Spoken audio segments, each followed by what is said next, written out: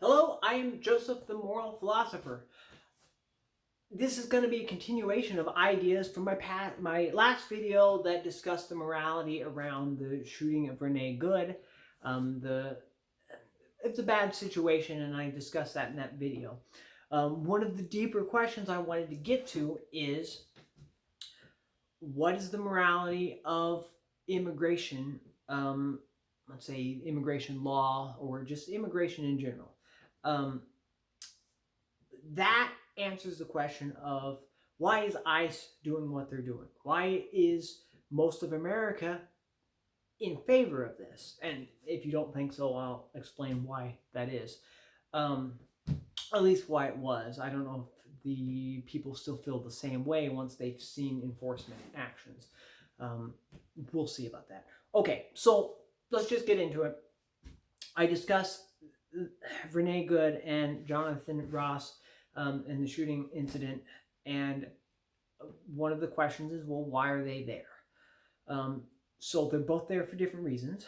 This video is predominantly will focus on immigration, and we'll come back to focusing on the activism against that. And so we're going to talk about the morality of immigration. So what's the situation? What is the political situation in America? It's not just America, because immigration has been pretty massive in most Western countries at the moment. So England's a good example. France is a good example. Some countries are less accepting of immigration, such as Poland. So what is the reason that people are against mass immigration, particularly a mass illegal immigration? First, there might be a sense of resentment. Say fairness. The people who come here legally are doing so in a respectful manner, respecting our laws and culture that we have, and the people doing it illegally are not. And so there could be just a general resentment based around that. Say, hey, they came here, it's not fair that they came here the illegal way and are getting benefits, while there are other people who are trying to do it the right way and can't because of all the illegals. And so that is one emotional reason, and logical. The reasoning and emotion are not separate. We reason, but emotions are kind of what fuels those, what we're reasoning in the first place. Why are we reasoning something? Because we probably had an emotional reaction, and now we're thinking about it, and so now we're reasoning it. Okay, so immigration. One thing is the unfairness factor, okay, and that applies to another situation I'll discuss. But initially, let's say, why is ICE enforcing law the way they are right now? Because the people voted for it. We live in a democratic system, and there are two issues that got Donald Trump elected. One is the economy, and second or third is immigration. Immigration affects the economy, but it affects other things. So what does Trump typically talk about when he's talking about immigration, when he's talking about deportation? He's a lot of times using, we can call it inflammatory language. Not that it's untrue necessarily, but it's selective. He's saying that the people who come here are bad people. They're murderers, they're rapists, they're drug dealers. Does that represent all the people that come here? Obviously not. Does it represent even a significant or majority? Probably not. Does it represent some? Yes. Does it pose a safety risk to Americans? Yes. So this is one of the big things Trump has always talked about, is safety issue. This is primal. We have a need for safety. We have fear, we have anxiety, we have anger, we have resentment, we have hate. All of these things play into keeping us safe. So it is very easy to say, hey, you use an example. Laken Riley was killed by an illegal immigrant. This is one he talked about on the campaign a lot. It still comes up. People still talk about her. She was young, I think early in college. I'm not 100% sure of the details. I will get that wrong. I think she was early 20s. Maybe she was a little bit younger. I'm sorry if I'm getting the details wrong. It's been a long time since I've had that information. My point is, though, that creates an emotional response in us. We say, oh, that could be my daughter, that could be my sister, that could be my wife. And it's a, hey, we have a responsibility to protect our people in our society. And this is what Trump is saying when he says these things. He say we have to protect our people, our Americans. Everybody's tribal. That's just the way it is. That's natural, and that keeps us alive, but it also gets us into a lot of trouble and conflict as well. But generally, that's Trump's main talking point when it comes to getting illegals out. So then the opposite faction are often saying, well, why he says he's just going to get these type of criminals. However, he's rounding up families and younger people and people who haven't been convicted of crimes. Well, firstly, legally they did. If they came here legally, they did commit a crime. But you also have to consider that Joe Biden, Kamala Harris, their administration wanted immigration in here. We'll talk about why. But they want immigrants to come in. And so they basically said, come on in. We don't care if it's against the law. Come in. We're going to make sure you're welcome here anyways. And that's what they did. Now, there's multiple reasons for that. Like I say, there's one predominant reason. There's some secondary reasons. But I think we'll get into that. And that applies to, is it moral to do that? Or is it moral to deny these people entry? Or is it moral to let everybody in? Those things matter. Well, how do we decide if it's moral? Does it benefit humanity? Does it make people more able to survive and more prosperous? Or does it make people less prosperous and less able to survive? That is the objectivity of morality. So, in this situation, it might be beneficial for the immigrants that come here. It might be detrimental to most of the people who are already here. That's not 100%, but that's a generalization that most people will have an intuition of. Okay, so Trump says they're murderers, rapists, and drug dealers, and some of them are. And I would say most people don't want them here. However, there are people who are fueled by resentment, and resentment is just an emotion that when you think somebody's done something wrong. How you deal with resentment can come in a couple ways. One would be confrontation. You speak to them and try to resolve the issue, because sometimes resentment is irrational and nobody's actually done anything wrong. You just think they have, and if you talk it out, you can figure it out.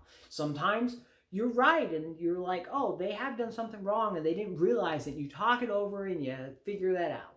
Societally, we have protest for this thing. We have free speech for these things. So we can say, we think you're wrong, and this is why. And in a democratic system with free speech, the point is to persuade people with reason. Does that actually happen? No. Usually it's just lies and manipulation. But ideally, that's what should happen. Morally, that's what should happen. That's not as typical. Okay, so they're fueled by resentment, some of them. What does that mean? It means that we don't like you, and so we're going to do everything we can to oppose you. That's called spitefulness. I'm going to make your life more difficult because I have resentment towards you, and we can't otherwise solve the problem. I've tried to articulate my points, and you're not listening to me, so I'm just going to be petty, and I'm going to do things to you to just kind of get under your skin and disrupt what you're doing. This is what activists are doing. I would call it spitefulness. So when we go back to talking about Renee Good, I think her actions can be considered spiteful. because I don't know that for sure. I don't. Let me clarify. I don't know that for sure. It depends on her intention, on whether it's spiteful or if it's just a different thing. She could be doing it because she truly has compassion for immigrants. I don't think that's what most activists are doing. I could be wrong. I think most activists are spiteful. They disagree with what is being done, and so they act spitefully to interfere and try to disrupt that, and that can become more malevolent with actual intentional harm to others. This is wrong. This is not how we solve our problems. We solve our problems through persuasion. We're in a democratic system, so if you want the society to change, then you need to explain to them why you're right. And if you can't do that, maybe you're not right. I'm not saying that the majority is always right. I definitely don't agree with that.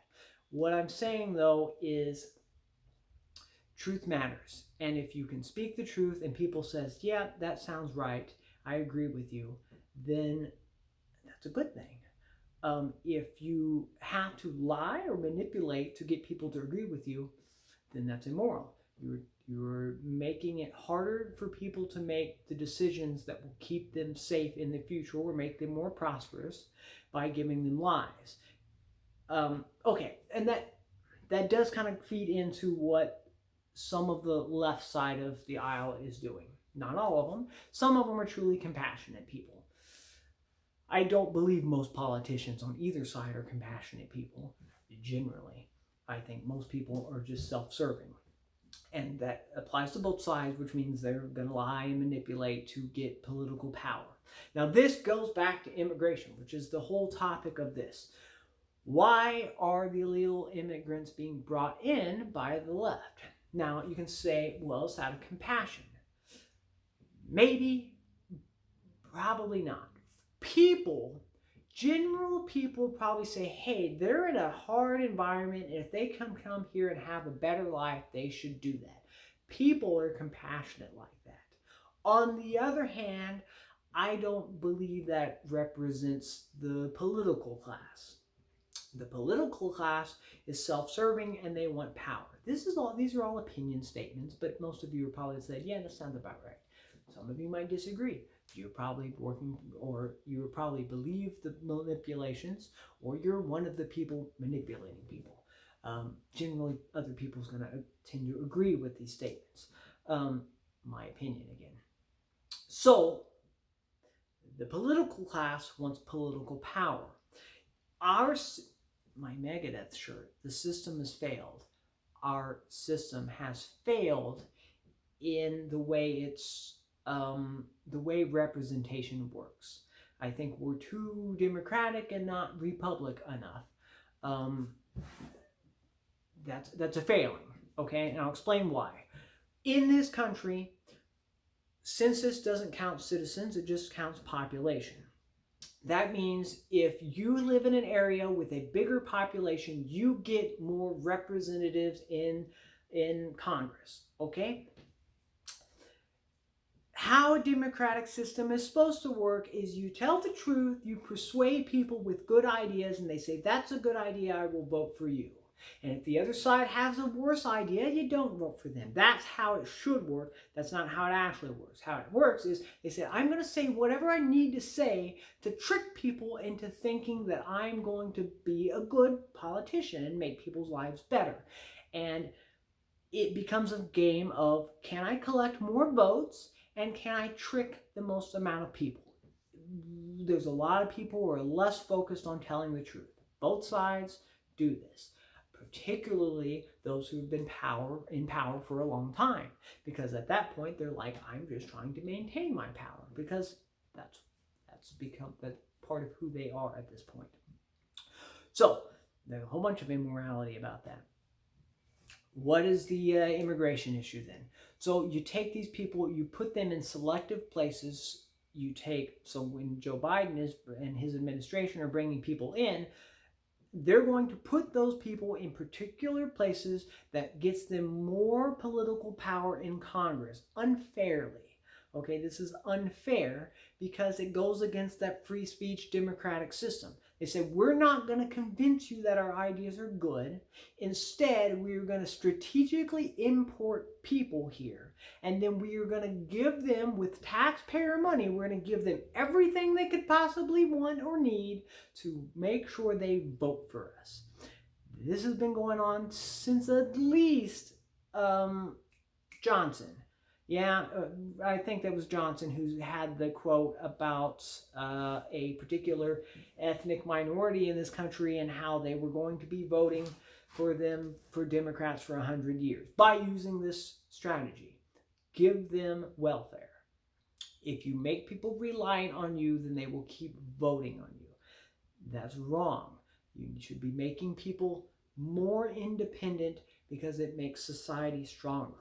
But if you just want political power, then that's not what you're trying to do. So Democrats will move immigrants. Now, it's not just Democrats, right? It's mostly Democrats. But let me explain the Republican side of this. The Republican side of this, because one of the things that the left are saying right now is that Trump is only targeting blue states when it comes to deportation, and he's not raiding red cities. Now, part of that is because the blue states are the ones that have more immigration, because those immigrants were strategically placed there for political power. Now, if Trump went after the red states, they would just say, yeah, we're going to help you we're not going to fight you. We're going to help you take the illegal immigrants because they don't want them there.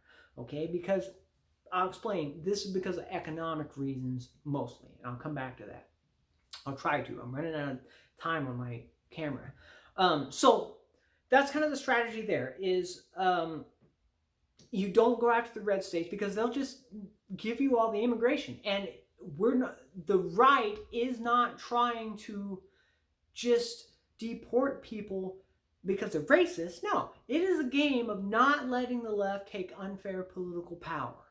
Does that mean that the right gets some political power that's also unfair? Yes, but I consider the right more of a defensive strategy. They didn't import people and put them in their city. Instead, they're trying to get rid of people, and particularly the people in the blue cities, because that starts to take away that unfair advantage that the left is getting through this illegal immigration.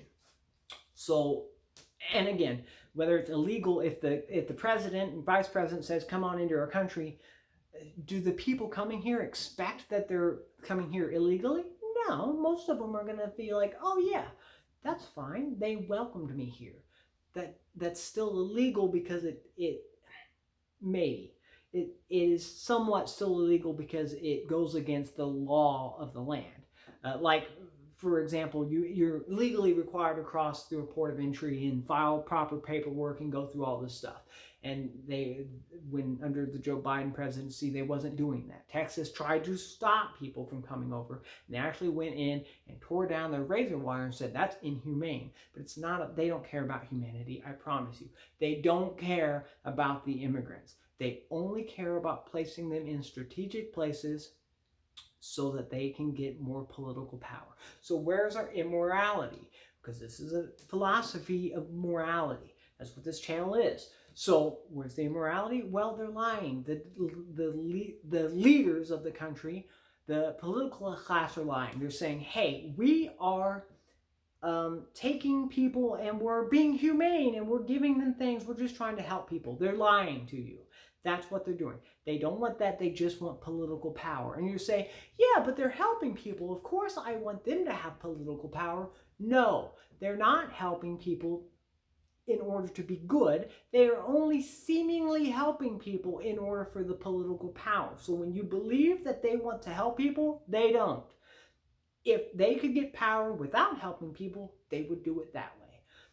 Are they actually helping these people? Yeah, probably a lot of them. Probably a lot of the immigrants will have better lives. Will Americans have a better life? The ones that are already here. This gets into the economics. I'm going to try to run through this because, again, my camera's running out of time. So Trump was elected primarily because of economy, okay? Because this is morality, right? We want to survive, we want to have prosperity. That's a good thing, okay? The things we do that are conducive to that are morally good things. If we are doing things counter to that, they're immoral. So here's the morality of mass illegal immigration that isn't controlled. Imagine eating a piece of cake, yummy cake, maybe pie if you like pie. I like both. Okay, you eat one piece of cake, and yeah, that's fine. It's not gonna kill you. It's not super unhealthy unless you're allergic or whatever nonsense like that. If you eat the entire cake, that's bad for you. Immigration's the same way. If you bring people in here selectively, controlled over time, that's good for everybody. If you bring a whole bunch of people in here, that's going to be bad for everybody. Now, let me explain why. Number one, it affects the economy. Well, let's go back to the safety issue, and then I'll come back to the economy, because we talked about safety. Number one, it affects safety, because if you bring people in here without doing checks on them to make sure they're good people, or at least not criminals and stuff, if you don't check that, that's a problem. You're putting people at risk. So here's one of the immoralities on the left faction. You're bringing illegal immigration in. You're not checking them, because if some people get hurt, yeah, it's just a few people. A few people get killed here and there because we didn't do our due diligence of making sure these people were safe. Who cares? Because we get political power. That is their thinking. They don't care about safety. They care about political power. Some people will benefit, and they don't care about the people who get hurt. When you do actions that's what's a good way to word this. The ends do not justify the means. Okay, that is the way it is. If you do bad things, you do bad things. It doesn't matter if something good happened, because you've done bad things. You've hurt people. Okay, let's go back to the economy. Economy is basically like this. The more demand for something there is, the higher the price is going to be. If you bring in more people into the country, that prices go up. Unless those people produce more things, because the more things you produce means there's more things available. Even if the demand goes up, if the production goes up, then it's fine. Right? The prices stay the same. It's like if there's 2 bananas, they're going to be expensive. If there's 200 bananas, well, they're going to be pretty cheap because there's plenty of them. So this is supply and demand, right? More people equals more demand. More items equals more supply, all right? Up and down, they go up and down, and that affects the economy. You bring people in, more demand, prices go up if you don't produce more. Now, here's the issue. We bring in a bunch of people who not strategically, but just in mass, they don't get to assimilate. The reason these people come to our country is because our country is prosperous, and they come from countries that are less prosperous, generally. Most other countries are. So, if they have a standard of living that is lower than ours, they come here and they're going to have a lower standard of living, which means culturally, they're going to be different. They're not going to be trying to produce the same things because they don't have the expectation of the same thing. So, because of that, you bring these people in, the prosperity of everybody goes down unless production goes up. Okay? The second thing here is you have more people in the workforce, in theory. And they have a lower expectation or standard of living. Expectation of prosperity, standard of living, same thing. Okay, they have a lower standard of living. That means that they are going to they're not going to work as hard. They're not going to try to gain necessarily the same things Americans would, because they don't necessarily have the same desires for those sort of things. That's not necessarily true, but it's going to be partially true. They'll be happier with less because they're used to having less. And Americans have more, and so they expect more. So when you bring people in here and they're willing to say, hey, I'm okay like this. This is all the work I need to do because this is where I'm at. Then and they're willing to work cheaper because they're not wanting those extra things. Americans don't get as many jobs because you have more labor force, and the Americans that are there who are struggling have to take less money. The prices have gone up because of demand. However, the wages go down because there's an increased workforce. In theory, it depends on the culture of the people who come in. So if the people who come in are going to be hard workers, and some of them will be, some of them won't be, and the government, the left side government doesn't want them to work harder.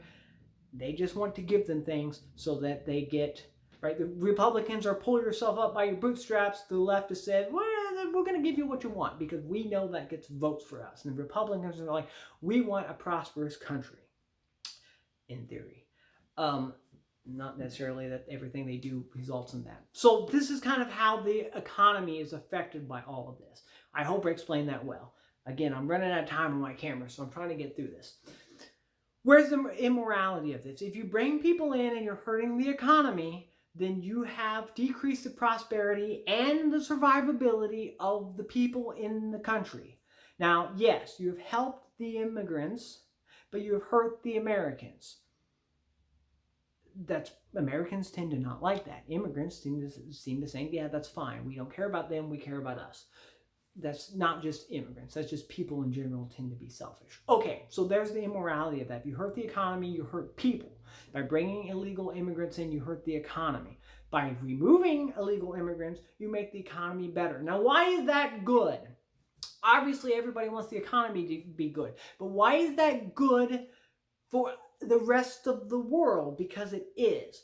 The more prosperous our country is, the United States, the more we can do to help other people. So when you bring in a bunch of illegal immigrants and our economy is hurt by it, that means we are less able to help others.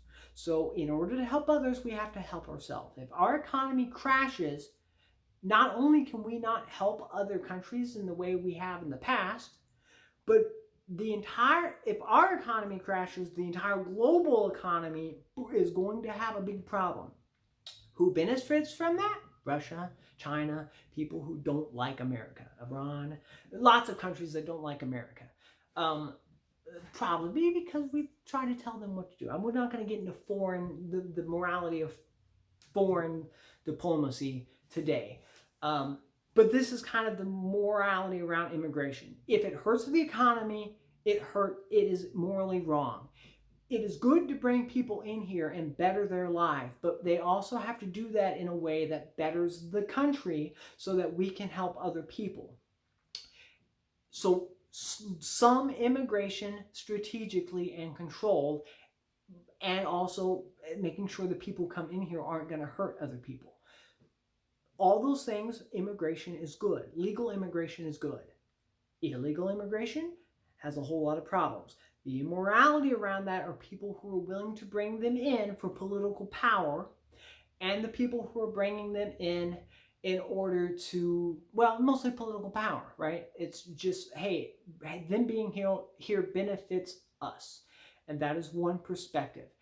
The idea that they're being humanitarians, again, this is probably what the voters want. The voters want us to help those people. But the voters don't understand all this, and I hope this helps you understand it better. That the people at the top are not trying to help people, they're trying to gain power. That is immoral. They are lying to do that. They are deceiving, they are manipulating. They are gaining power in an unfair method. All of those things are immoral. Now, does that mean one side is actually more evil than the other? No, I'm not playing that game. It is, some things are good, some things are bad. I judge people by each action should be judged. I can judge an action. I can't judge a good person or a bad person because people do good things, people do bad things. we will talk about that in the future. All the good things and bad things people can do. This is moral philosophy. So I'm Joseph. This is Joseph, the moral philosopher. So if you like the video, like, subscribe, come back. We'll talk about something else. I'm glad you stayed with me if you did. If you didn't, you're not hearing this, so I'm talking to myself. That's too bad. Goodbye.